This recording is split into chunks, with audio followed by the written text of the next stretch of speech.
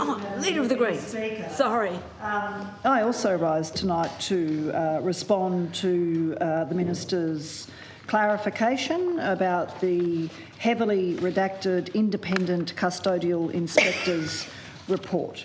I have before me the statement from Mr Connick from today, and I am also going to read it into the Hansard because each contribution, of course, is a standalone contribution. I am deeply concerned about the implicit suggestion within this statement from Mr Connick that there was some pressure placed on him to redact large parts of his independent custodial inspector's report into Ashley. On completion of the custody inspection report relating to youth custodial services in Tasmania 2018, my office presented the report to the Department of Communities Tasmania and Minister Jensch with no parts of the report redacted. At the request of Communities Tasmania in response to concerns about information contained in the report, specifically communicating security concerns, parts of the inspection of youth custodial services in Tasmania 18 were redacted. The redacted version, as requested by Communities Tasmania, was then presented to Minister Jensch for tabling.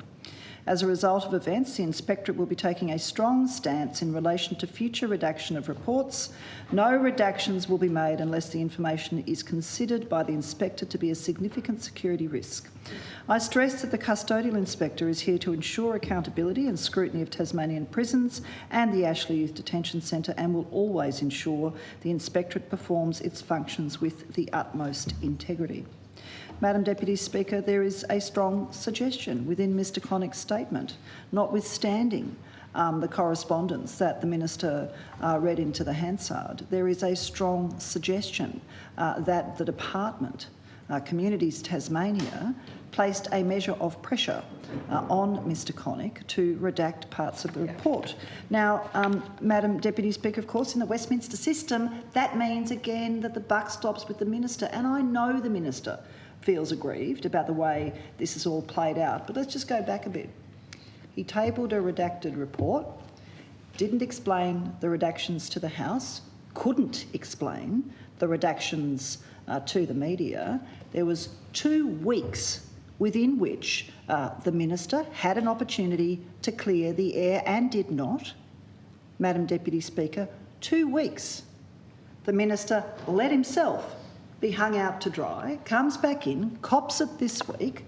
We've got the extraordinary situation of Mr Connick, the Ombudsman and Custodial Inspector, feeling he has to make a further clarifying statement to justify the redactions. And to be honest, Madam Deputy Speaker, with the greatest of respect to the terrific people in Communities Tasmania, this does look like an exercise, and I'll use a colloquial term, in arse covering.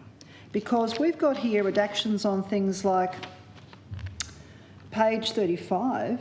The Inspector notes that there is, and we can see it in the unsuccessfully blacked out wording, that there is a lack of staff drug and alcohol testing. Madam Deputy Speaker, that is a failure on the part of government and the department. It is not a security issue. It's not a security issue. It is not. And that sort of redaction tells you that this was a political exercise. Yeah. It was designed to conceal, in part at least, how poorly managed Ashley Youth Detention Centre is from a security point of view, a staff management point of view, Madam Deputy Speaker, and the stuff that's not redacted in this report about the lack of a therapeutic response to those children is as damning as the redactions, Madam Deputy Speaker. So I know that Minister Jensch feels hurt. He has asked me to apologise for allegedly smearing him. No, we didn't do that. We did exactly what opposition parties have a responsibility to do in the Westminster system, and that is hold government to account, to seek transparency and accountability. Now, in my 11 years in this place, I've never seen something like that dropped on the table. I've never seen an annual report with so much blacking out. Now, Madam Deputy Speaker, We know that the Minister received the unredacted report in August, so the agency, under the direction of the Minister, has had at least 6 weeks to get its act together around security at Ashley Youth Detention Centre. I mean, Madam Speaker, Deputy Speaker, how hard can it be to have a system in place where you're checking contractors who come onto site? How hard can it be to make sure that cars that come on site are checked, security checked, Madam Deputy Speaker? There's a whole range of issues here that point to clumsy management of the Ashley Youth Detention Centre and in the Westminster system. Madam Deputy Speaker, whether Minister Jensch, who's a very nice man, likes it or not, the buck stops with him. Now, Madam Deputy Speaker, I won't be apologising because there are still problems here.